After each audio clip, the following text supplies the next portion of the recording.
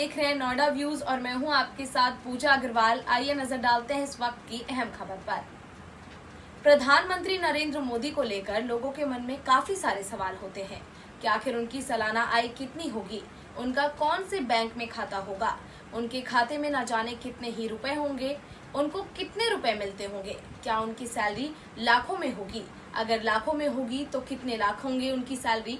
साथ ही लोगों के मन में ये भी सवाल रहता है कि वो तो करोड़ों की संपत्ति के मालिक होंगे, आखिर न जाने कौन कौन सी जगह पर उनकी प्रॉपर्टी होगी, न जाने कितनी ही ब्रांड्स की कार उनके पास होगी और साथ ही न जाने कितने ही बॉडीगार्ड्स उनके आगे पीछे घूमते होंगे।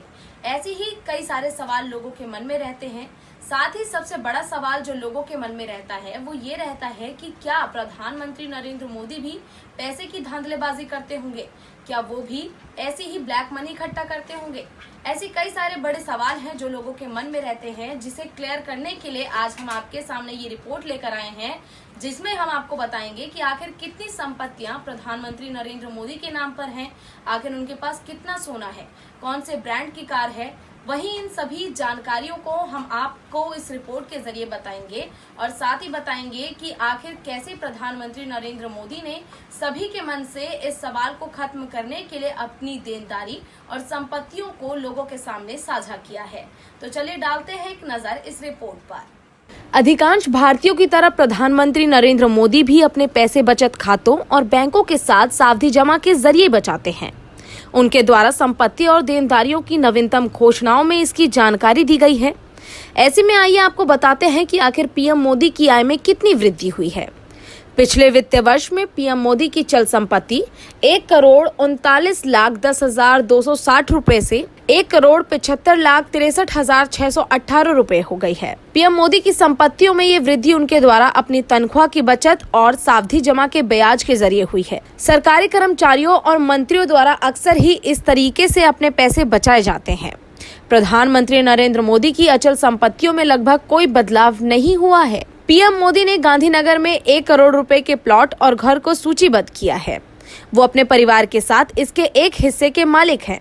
वहीं पीएम मोदी की तनख्वाह 2 लाख रुपए है। साथ ही आपको बता दें कि कोरोना वायरस से प्रभावित हुई अर्थव्यवस्था को देखते हुए पीएम मोदी ने राष्ट्रपति, उपराष्ट्रपति, कैबिनेट सदस्यों और सांसदों के साथ अपनी तनख्वाह में 30% की कटौती स्वीकार की है। इसकी शुरुआत अप्रैल महीने से हुई थी। वहीं पीएम मोदी का खाता भारतीय स्टेट बैंक की गांधीनगर शाखा में है और उनके ऊपर किसी भी प्रकार की कोई देनदारी नहीं है और उनके पास कोई कार भी नहीं है, लेकिन उनके पास सोने की 4 अंगूठियां हैं। वह 8,43,124 रुपए के राष्ट्रीय बचत प्रमाण पत्र के माध्यम से करों की बचत करते हैं और अपने जीवन बीमा के लिए 1,50,957 रुपए का प्रीमियम चुकाते हैं।